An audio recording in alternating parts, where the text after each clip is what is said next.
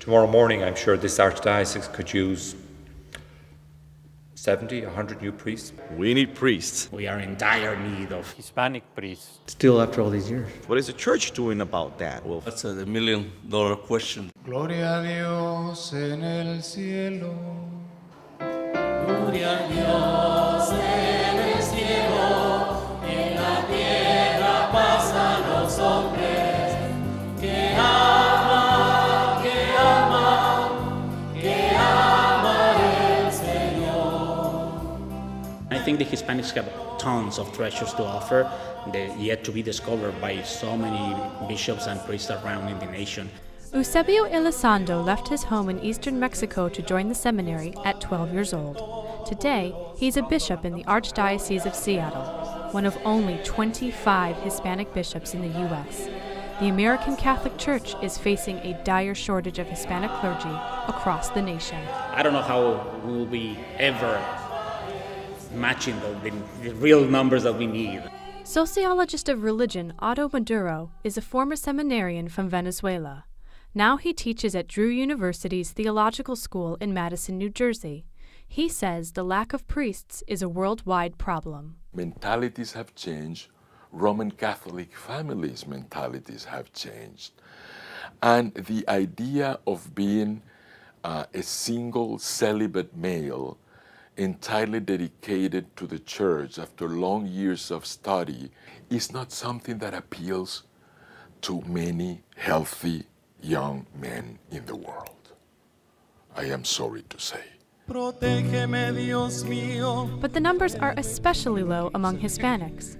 Including undocumented immigrants, they likely account for half of U.S. Catholics.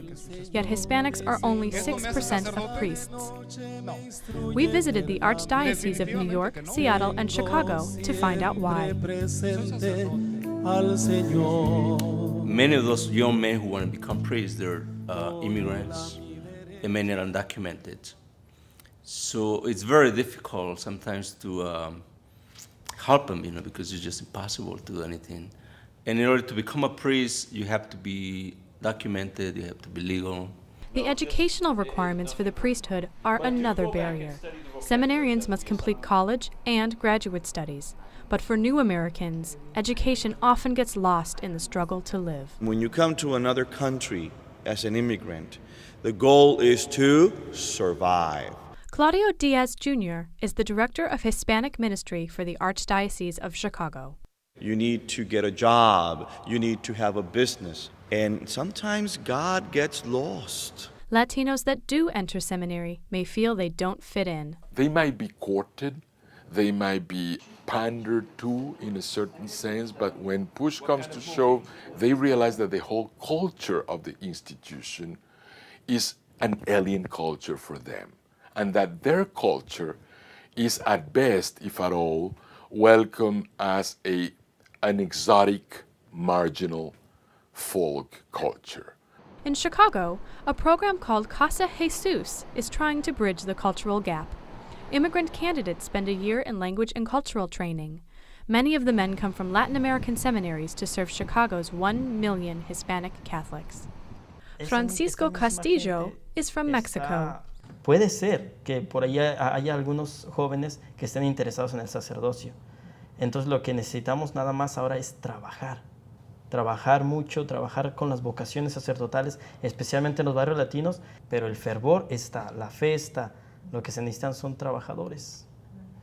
20 years ago, Alejandro Garrido was in the first group of men at Casa Jesus. Today, he's the program's director. It's important to learn about the North American cultural values so they can feel comfortable working with different cultural groups. Casa Jesus has produced more than 80% of the diocese's Hispanic priests. But Chicago still lags behind the already low national average. Things aren't much better in the Archdiocese of New York, but the brand new Hispanic vocations effort is starting to close the gap. Luis Saldana heads the program. There has not been a complete awareness of this, or not so much outreach. After 1 year of targeting schools, parishes, and youth groups, half the new seminarians this fall will be Hispanic for the first time. But Saldana says much more work needs to be done. Changes take some time, but I think it will happen. But time may be running out. Hispanics are the fastest growing population in the country, even in places like Washington State. There, the Hispanic population has nearly tripled since 1990. In May, the Archdiocese of Seattle convened a summit on Hispanic ministry. They drafted a comprehensive plan. It includes a Latino Vocations Initiative, but they have a lot of catching up to do. We have almost 400,000 Hispanic Catholics here, and so we need, and that many of them are not being served yet. Si no hay sacerdotes quien hablen español, nosotros estamos perdidos. Irma Gallardo is not alone. Many say that having priests who speak Spanish and share their culture is crucial.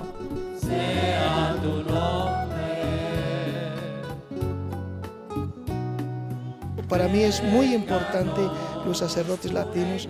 Yo me pongo muy contento cada vez que veo a alguno que viene, no porque simplemente sean latinos, porque yo veo la alegría y que enciende ese fuego de amor en nosotros los latinos.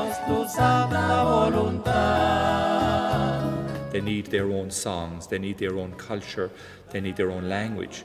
It's kind of self-preservation. It was Martin Burke's first day as pastor of Immaculate Conception in Washington State's Mount Vernon. He's no stranger to the immigrant experience. He was born in Ireland and has worked in Korea. He says he's improving his Spanish, the language of half of his new parishioners.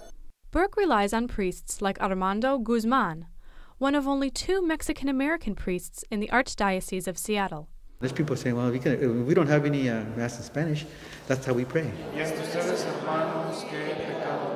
So we know that that's the case here. I mean, there's lots of people who are waiting for a priest to come so that they can get back to the church. Thus, if the number of Latino priests doesn't keep pace, the church risks losing Hispanic Catholics altogether. We don't take care of them. We don't tend to our children, they might go somewhere else. That will be the big loss. Fidel Garcia says the cultural gap nearly drove him away from the church. Nos vamos retirando cada vez más y cuando menos acordamos nosotros estamos fuera de todo. Yo lo digo por una experiencia que viví. Many have already left for Pentecostal and other churches led by Hispanic pastors, where they find a more familiar environment. Their language, their accent, their tastes, their customs are not merely accepted, they are the norm. They are absolutely welcome. They are, I would say, sanctified, sacralized, blessed. The future of the church may very well depend on how well it serves this rising majority. What the Roman Catholic Church should do is really a major revolution in their understanding of the priesthood. Educating Latino seminarians with Hispanic faculty, with pastoral work in Hispanic communities near the seminaries where they are studying, or better, even moving the seminaries to the Hispanic neighborhoods, that would probably raise the number of candidates for the priesthood. Or else it's going to continue to trod the suicidal path in which it is embarked right now.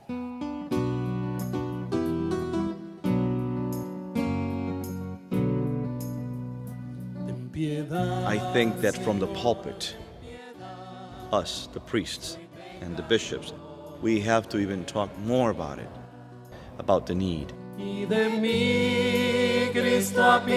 As soon as parents decide, I'm going to encourage my child to become a priest, you'll have priests. We need to pray a lot.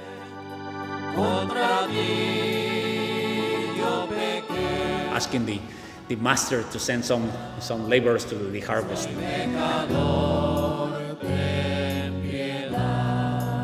The shortage of Hispanic clergy brings the Catholic Church to a crossroads, as Hispanics quickly become the majority in the pews, but the vast minority in the pulpit.